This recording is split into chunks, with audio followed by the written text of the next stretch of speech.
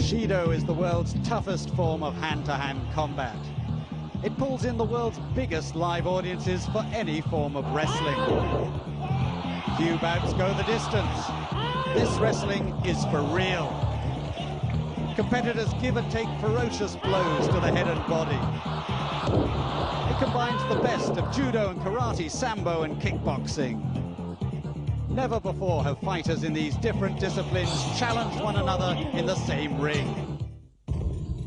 The UWFi, the sports governing body, has strict rules and regulations. You're allowed to use your forearm, but you must not use the point of your elbow. You can slap, but you cannot bite, scratch, or headbutt. Headbutting is illegal. When your opponent is on all fours, you cannot kick to the head.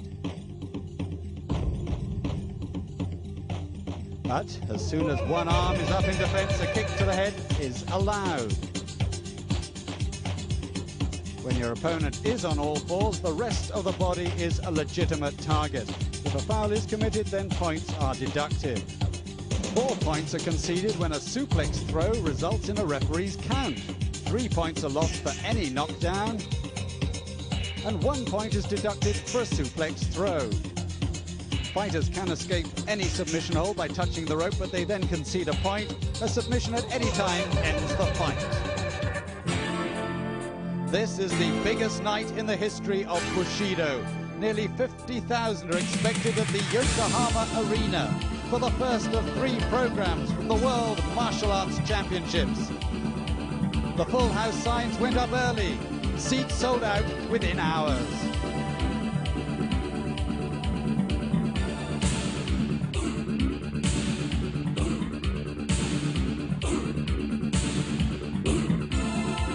In this first of 3 programs, all 3 bouts feature Americans taking on Japanese on home soil. Miyato against Fleming.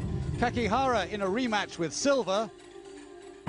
And Nakano, another rematch against Tom Burton. Our corner, 250 pound, Tom Burton. Tom Burton from Florida, the angry man of wrestling. He's learning the tricks of the trade. He still has to improve his record. Last time out, Nakano beat him.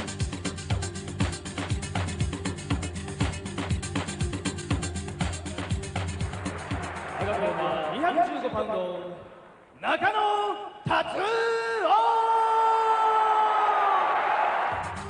Tatsuo Nakano from Ibaraki, known as a wrestler, also good at kicks and knee strikes, absorbs punishment like a sponge. 9 fights, 4 wins, that's Tatsuo Nakano. Your commentators, Jeff Thompson and Ted Pelk. Here we are again with Tatsuo Nakano going up against Tom Burton. Burton once again going for the handshake, and well, this will be some rematch. Nakano won a very exciting bout between these two, as we saw in the previous bout. But hey, anything can happen with these two guys. And Burton desperately wanted this rematch. Yeah, and he seems to have got it. We'll have to see. He's changed his stance a little bit since the last fight. He's not standing sideways as much as he was, but he's still, his stance is leaving himself open for that left kick. His left leg is open for the low kick. Well, left kicks, low kicks, all high. These two guys certainly know one another now, but it doesn't count for anything when they enter this ring because they're so intent on achieving a win. And I think now they're looking to bring some respectability to their records, because as I said, great fighters, great entertainers, great spirit, but I'm sure they'd like a little bit up on the old track record. Oh, definitely. And looks like they've both done their homework, even though it looks kind of similar to the last match where they're going for wrestling. You notice last time Burton was going for the upper body submissions on Nakano, and in this fight he's trying to go for the legs. He's trying something different. Nakano looks like he's sticking to his same strategy, but Burton looks a little bit different for this fight. What do you say? Yeah, I mean, at the end of the day, it's the revenge opportunity, isn't it, for Burton? Nakano will be just looking to instill that psychological damage of 2 consecutive victories. Working on that knee. I think Burton's going to try to concentrate on one part of the body. He's not going to try to just come out with a flurry of attack. He's going to try to concentrate on one part of Nakano's body and try to take that out. Both fighters starting with 15 points. If that indeed is his strategy, it's a pretty good one. Let's see if he can execute it properly. Well, Burton makes it to the ropes. First point lost. 15 lock. points to 14. Nakano's favor. Burton looks like, we always call him a big man and everything, and he's a big, strong guy and uses his weight to his advantage, but he looks like he could drop a few pounds. It might help him to be a little quicker, wouldn't you say? I was saying, I wondered if he'd been eating out with the sumo wrestlers.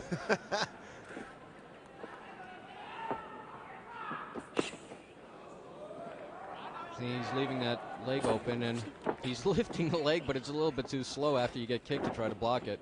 As we say back home, there's a little bit of a gut there, and Nakano, in contrast, he carries his fat well. But there's a lot of muscle there too. Solid muscle under the fat.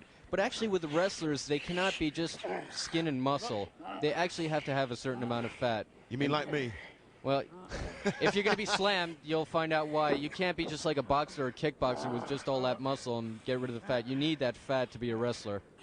You need a certain amount, so it protects you from the throws. Well, I'd certainly hope I'd never be slammed, because I'd be moving too fast, because I'd be certainly avoiding the type of punishment these guys are dishing out on one another. And you can tell, I mean, you look at a boxer or a kickboxer, and they're so differently built compared to a wrestler. I mean, you look at someone like a UWFi fighter like Oe, and he's a kickboxer. You look at his build, and, well, he's fighting under the kickboxing rules, and that's what's necessary. But in wrestling, you cannot be like a thoroughbred horse or anything. You can't have that real, like, those kind of what we call springy muscles, like really tight muscles, like if you put an Achilles tendon hold on it, it would snap. You have to have that flexibility and that different kind of wrestler's build. Now, these two guys showing that you do need a bit of fat around the midriff, because, as you say, built for speed doesn't help you all the way here. You've got to have some endurance there. But then you notice with all the wrestlers, even though they do have that extra fat, it really isn't slowing them down. I mean, they're very quick. I know, these guys can move. These guys can move. They're kind of making for those ropes. He's going for... he had a pretty good ankle lock on Nakano, and it looks like it's bothering Nakano.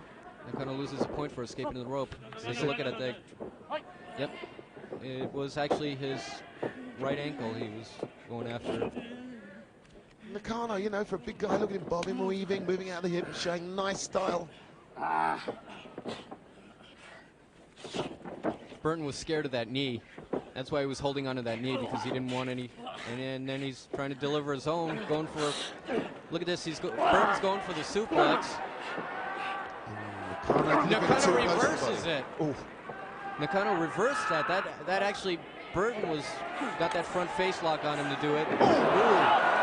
Hey, that was serious stuff. 2, 3, Good 4, uppercut, palm strike there by Nakano. He doesn't take the hand thrust too well, does he, Burton? No, but Burton's making a complaint to referee Ward about his eye. He's complaining that the finger went in his eye.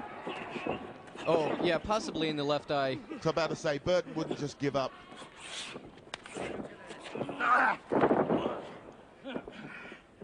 It's very dangerous if you get a finger in your eye.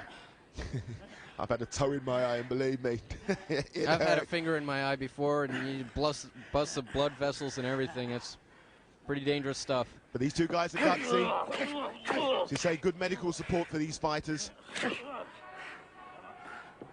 And remember, they're well trained. They train every day. Every day. It works. They work out like 5 to 8 hours a day, sometimes even 10 hours a day, 6 to 7 days a week. That's committed. Nakano signaling over Burton. I don't know if you saw there whilst he was on the floor. Nakano trying to set up a knee, but he wasn't very successful. Burton bobbed out of that. Nakano staying on his toes, looking for his openings. I'm surprised that Nakano's not throwing more low kicks. Well, he's throwing a few, because Burton's leaving that left leg open. He has a very wide stance, and he's susceptible to Nakano's kicks. Burton going for a shoulder lock, but he reverses it. Cool, straightening that arm out. Yeah, Nakano resisting it. That was a good technique by Burton just now. He was going for the shoulder lock, but when he noticed that he wasn't going to get the proper leverage on Nakano's arm, he twisted around and took him over with that throw. Now he's going for the straight arm bar.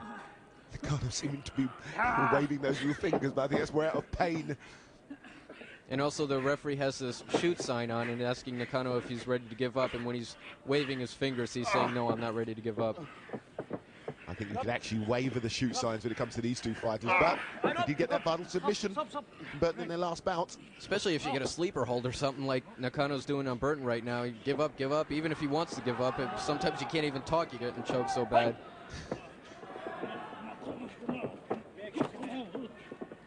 Trouble with Nakano, also Burton has the height advantage and he has a lot more reach, and you notice Nakano's like throwing those punches, but he's having trouble with the reach. But that's where he's showing good evasion. I mean, he's moving his body left, side to side, looking to get under. Good low center of gravity. Nakano really has to get inside on Burton, and there's no immediate danger getting inside someone like Burton who's a wrestler. See, if you were fighting someone like Kakihara or Takada or Yamazaki or Miyato or one of the UWF stylists who like throwing kicks, you have to worry about getting inside. You have to be at far range. Oh, absolutely, without a shadow of a doubt. I mean, I think here we see that they're so evenly matched, as you say. In wrestling ability, only the technique of the kicking and the strikes could actually separate them, unless there was, of course, a submission. However, Burton has proven in the past that he can throw some knees. They're not as effective as the other people, but he has put people down with his knee before. Well, Nakano leading by 14 points to 9. Don't forget, the points actually slide down. Nakano's trying to do that same sleeper hold like he won the last match with. Oh! Forearm. That looked more like an elbow, didn't it? Yes, I mean, I'd have to run with that. That didn't look like a forearm. That looked more like an elbow. And Nakano is mad. Yeah. Now he's going for punches. Nakano is not a happy man. And that kind of looked like a closed hand punch. I don't know, it's hard to tell from here, but knee to the head. But to fairness to Burton. Look at this, face lock. Oh yeah, he's going for the same strategy as last bout. Boston Crab. That's it. Beautiful arch. Look at that. Good grief. Burton didn't want to be stretched that way. Yeah, Nakano busted his nose open there. So-called forearm on Burton's part. Look at that arch. Look at this. Beautiful single leg Boston Crab. So another decisive win in the rematch. Winner Tatsuya Nakano.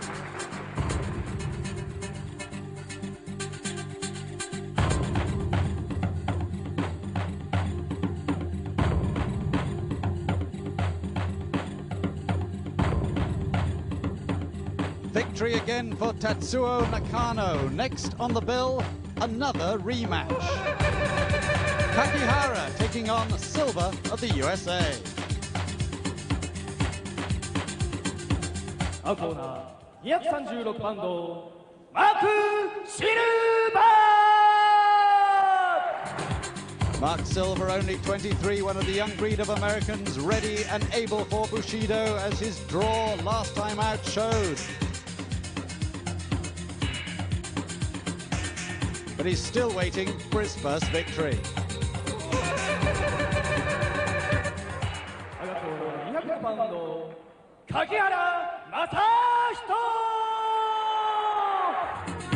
Masahito Kakihara, again a youngster, only 21, one of the youngest Japanese fighters on the circuit. He's also one of the quickest. He also trains hardest. 2 wins in 6 fights. That's Kakihara.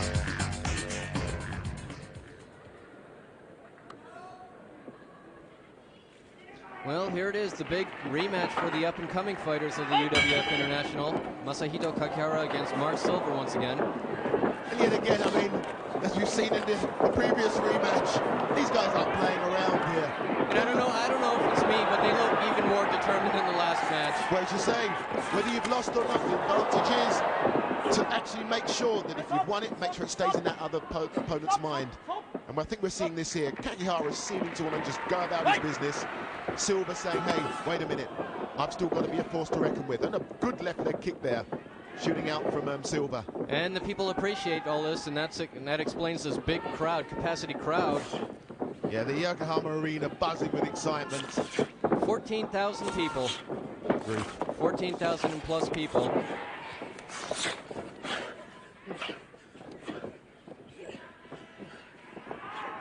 Kakihara in the green trunks, Silva in the black trunks. Pretty effective knees by Mark Silva, too. Yeah, as I've said, Silva's really impressed me with his ability to adapt to the UWF style of fighting. Look at this. Ooh, nasty. Whoa, That could be Kakihara it. That to the could be ropes. it. Beautiful arch on Mark Silva's part. Made it to the ropes. And as we can see, Silva's added a reminder to the public, as you see here, of his own name. That could have been it right there.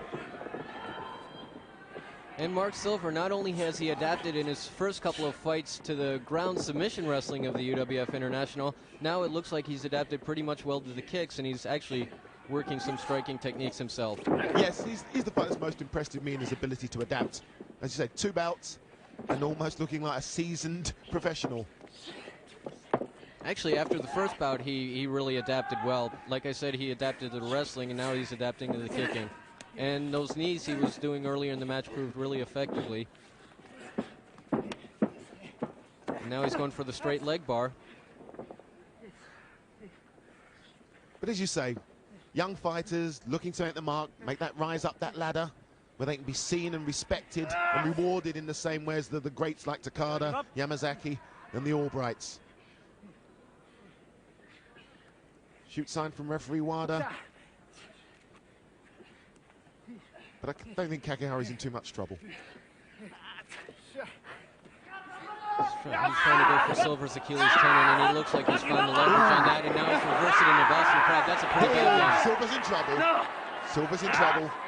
That's a pretty good one, because he has both legs hooked in there, which was coincidental, but he had it both of Mark Silva's ankles crossed against each other when he was pulling up on that. As we see there, grief, that's a loss of stress on the knee. But Silva makes it to the ropes.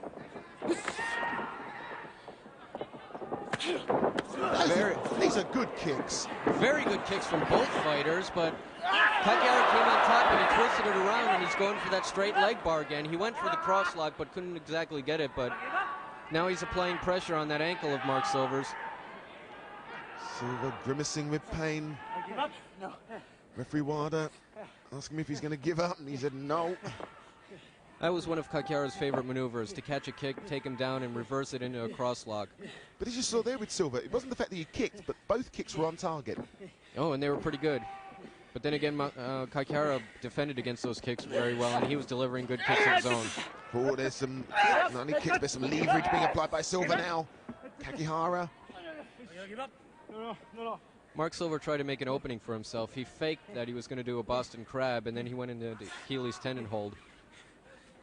And we see the shoot sign from referee Wada, but it looks like Kakihara's going to be able to get out. Yeah, he's doing very well. He's putting all his weight on Mark Silva, trying to break that hold, and he's pretty successful. Now he's on top. And now Mark Silva is susceptible to that arm headlock,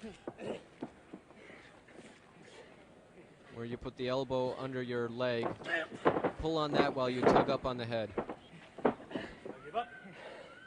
No. Referee asking Mark Silva if he's ready to give up, and he says no. As I said, these fighters have got a lot of pride. They may be young, but they've got a lot of enthusiasm, a lot of ability. They're showing. There he's going for that arm lock with a headlock. If he can pull up the head right now, which he can't do because Mark Silva's left hand is in the way, and he manages to escape the rope. But that could have been it right there. As we see there. That's the arm lock plus the headlock, but Mark Silva's left arm was inside. Oh. Good defense by Mark Silva.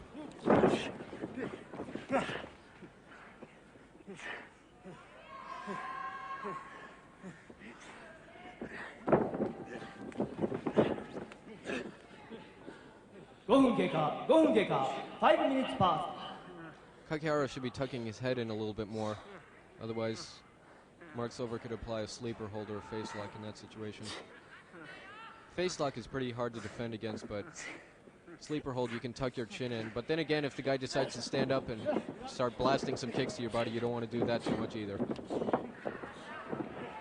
Although we say these fights never last long, UWF, the fact that already been going a fair while, shows the brilliant fitness levels that these fighters achieve.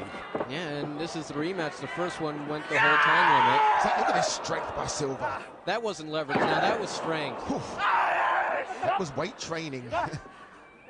And now he's going for the Boston Crab. And look at Kakiara. He reverses it with his own leg lock. Good skill there. He has a straight leg bar. That hurt Silver's knee. Silva makes it to the ropes. You see how quick? I mean, he just was applying it for like a split 2 or 3 seconds. And even that is bothering Mark Silver's knee right now. As you say, with all the strength in the world, once you get those leverage, Ooh. you've got to... Ooh. Slap in the neck. Right under Silva's chin. Beautiful hand thrust. Ooh, right to the head, but it didn't seem to have effect for some reason. I mean, that really hit him in the head, but... Just seemed to, as it were, just ricochet off his head as opposed to strike through. Actually, you know what happened with that? Mark Silver, actually, even though he was being hit with the kick, he didn't just stay there. He moved with the kick, and that's probably what saved him. That was the point I was going to make, as you say. Taking a kick and being stationary or going with it can be the difference of being on your feet or on the floor. I think he went with that kick because he's actually been nailed with that kick pretty bad in the previous match they had together. So once again, it looks like he's doing his homework pretty well. Yeah, looks like he has a bloody nose right now from that kick, though. No, he was looking for it, but I didn't think he found it. No blood at the moment. As we say, safety a very important factor for these UWF fighters. Nice takedown by Kakiara. You gotta watch out for the standing headlocks because you're susceptible to like a reverse backdrop on those. This fight very close. Kakiara has a better chance of applying that arm lock and headlock together. But Mark Silver trying to defend it with his hands, pushing his head back.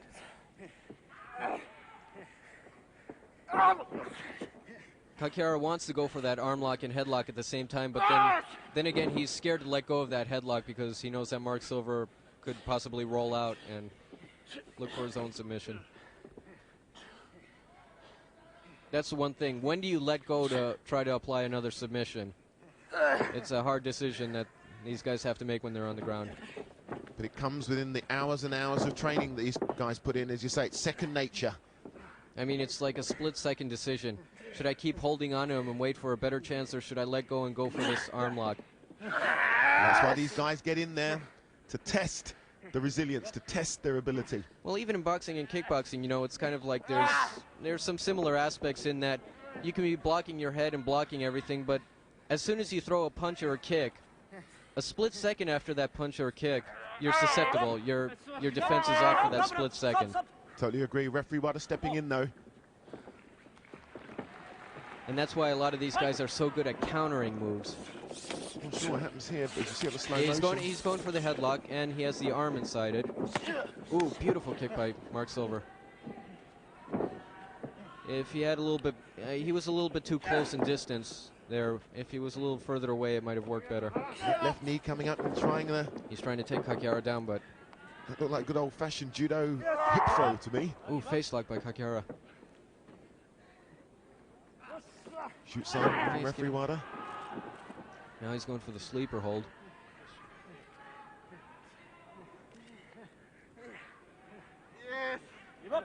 And that looks like he's in there pretty well, doesn't it? Well, few viewers who say it's not real. Look at those two faces. Expressing all the endurance, the pain, and the desire trying to win this bout.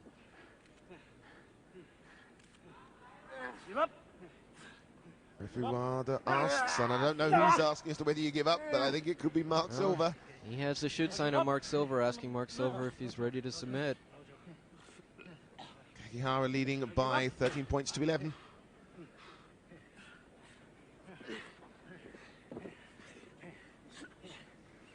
Kakiara has the upper hand right now, but... Oh, yes, good. Nice reversal. Now he has a reversed Achilles tendon hold, and Kakiara's in trouble right now. Hey, this could be it, because it's a long way to those ropes. Middle of the ring, reversed Achilles tendon hold, and Kakiara's in trouble. I don't know if he's going to make it.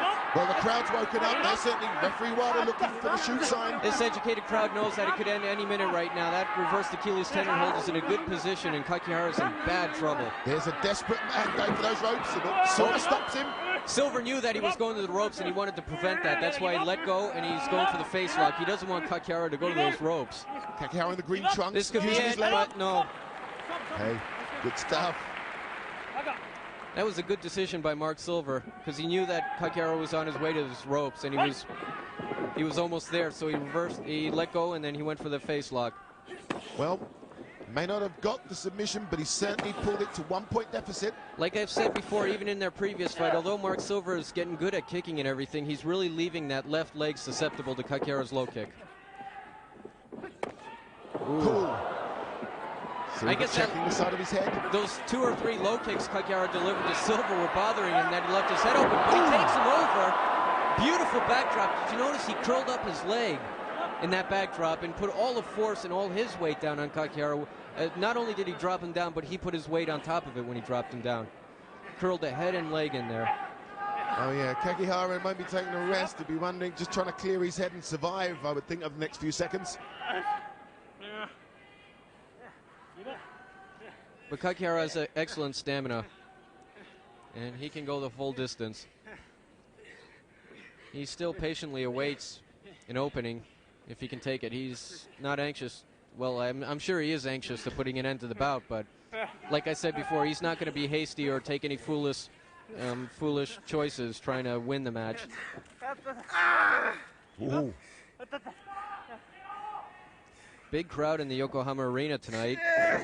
Oh yes, I mean the following for this type of fighting now certainly seems to me on the up and up. Well, all of the people waiting for all the major matches coming up, and everybody enjoying this one right now. Everybody wants to see who's going to come out on top. We notice with a lot of these young fighters, sometimes it does go to the full 30, 45, or 60 minutes that it goes. But as I said in some of the earlier bouts I've seen, the crowd is very appreciative of these junior fighters. Full crowds, lots of enthusiasm, knowledgeable. Definitely. And that's why when somebody applies a submission hold on someone, they know that that can end the match anytime. And then they're on their feet. And that's why they're so quiet. They don't want to miss that one submission hold, because with submission holds, just a split second can end the match. And you have to be aware. You have to be on your toes. And it's an intense wrestling combat going on between these two young fighters. Silver looking for that little breather out to the side and dragged that in by the forearm. Once Kakihara. again, the face lock by Kakihara.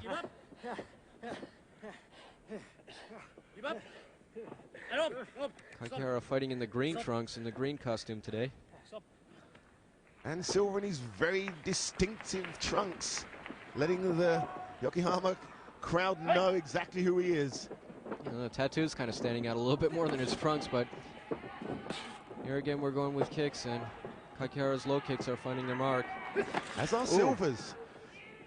That could have been a bad midsection kick, but then again, you saw how Mark Silver blocked that really nicely with his leg. No, these are good body kicks. If he could put a little bit more twist and a little bit more weight in him, with his 230 pounds, he could be deadly. Whoa! There was the backdrop by Kakihara. Good technique by these two fighters. See here, look. That's why you have to be careful about putting a headlock on somebody when you're in a standing position like Mark Silver was. Actually, it looked like Kakihara was setting up for that. And once again, they're on the ground.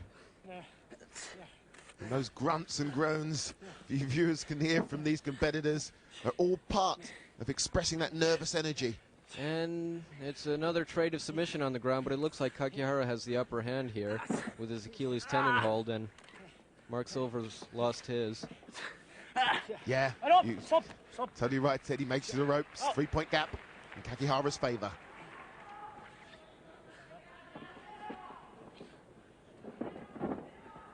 The fight's going on for a long time, and like we said before, these fighters are so equally matched that the fight can go either way. Yeah, I think when the fighters know one another so well, as you know, they're gonna look for the openings, but it'll take a while. It'll be down to the fitness and the desire of these two guys. Cross lock on the leg. Kakihara doesn't want to catch too many of the kicks. I don't think he wants to take too many of them either. Because in order to catch a kick the way Kakihara just did, he has to take them as well. And he can still do that, but as soon as Mark Silver starts learning how to throw a little bit more hip and put a little more weight in those kicks, I mean, you see how devastating they are now. Can you imagine if he could put his weight in those kicks with that 230 pounds? Which is right. A couple of good old-fashioned kicking lessons could see him, as you say, rise that ladder pretty quickly.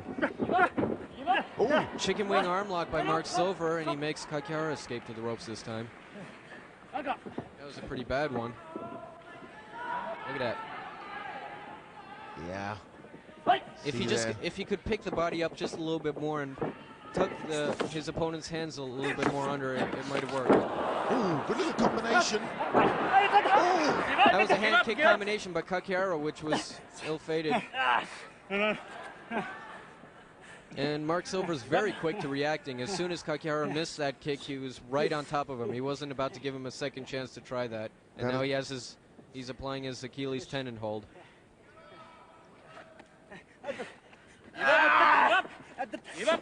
That graze on Silver's cheek. That's certainly one of those very flamboyant crescent kicks Kakihara's attempted. It was one of Kakihara's kicks earlier. Doesn't seem to be worrying much though, as referee Wada parts these two fighters. We get back to the action, a very, very exciting bout. Kakihara looking to unload on him with the striking techniques. And even a spinning kick from Silver. This is pretty impressive stuff from this fighter. He's definitely taking lessons. He wants to prove his worth in the UWFi. He wants to stay here for good. He wants to be in the... Ooh, beautiful knee to the face. Did you see that? Yep. Mark Silver grabbed his leg and he jumped up and kneed him in the face. And that found its mark.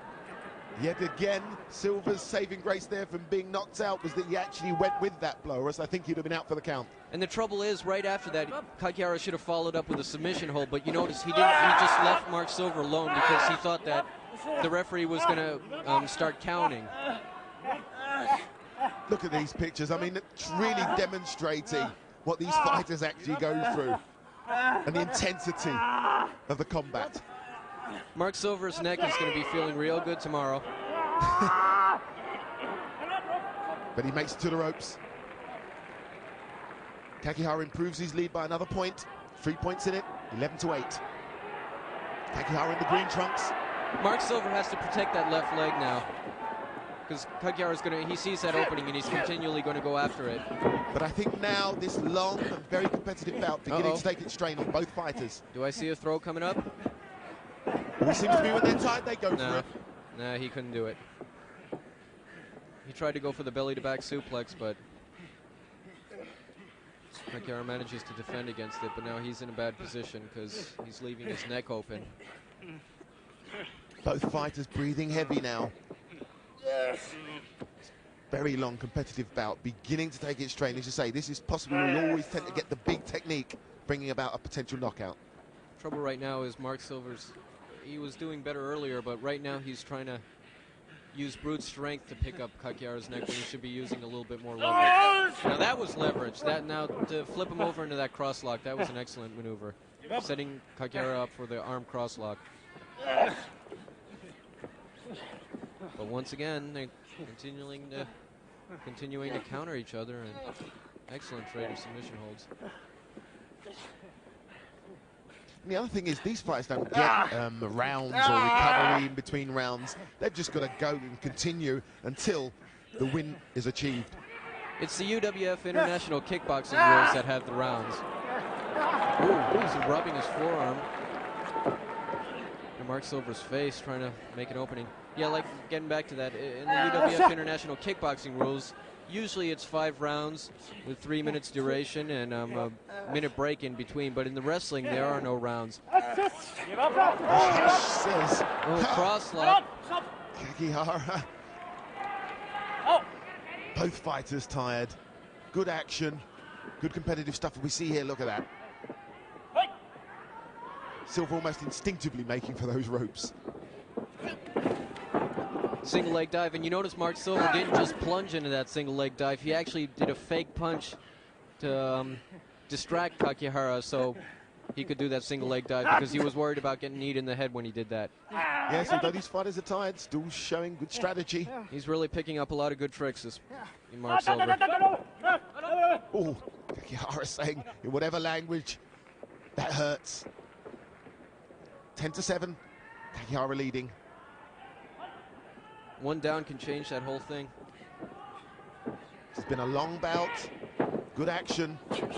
Both fighters still looking for that all-important, decisive win. And now that they know each other from... Goes for like a drop kick, but Mark Silva just steps back. Nice takedown. Now he's going for the headlock. And that looks painful. All he has to do is pick his upper body. Mark Silva has to pick his upper body up and apply the submission on Kakihara. That's a deadly headlock, that one right there. To some of the viewers, look, Kakihara looks almost restful, but I kid you not, that is a very painful arm lock. Because with the lower part of Mark Silva's arm, he's pushing down, while on the upper part, he's pulling up. That's leverage. It's the push and pull submission leverage. Almost seeing a reverse angle, am I right, Ted, in what Silva's trying to attempt here with his arm lock? With the submission, it's all leverage. You're pushing and pulling at the same time, and you attack a vulnerable joint of the body. They're joint maneuvers. Here we see Kakihara's joint maneuvers. That was the clock head scissors. Oh, this could be interesting. Very close to the ropes, but Silva almost. He's reversing it. I thought that Kakihara would have had that clock head scissor on him pretty well, but he slipped out, and now Mark Silva isn't giving Kakihara right now a chance to recover from his mistakes or another chance to apply another submission hold. Both fighters digging deep.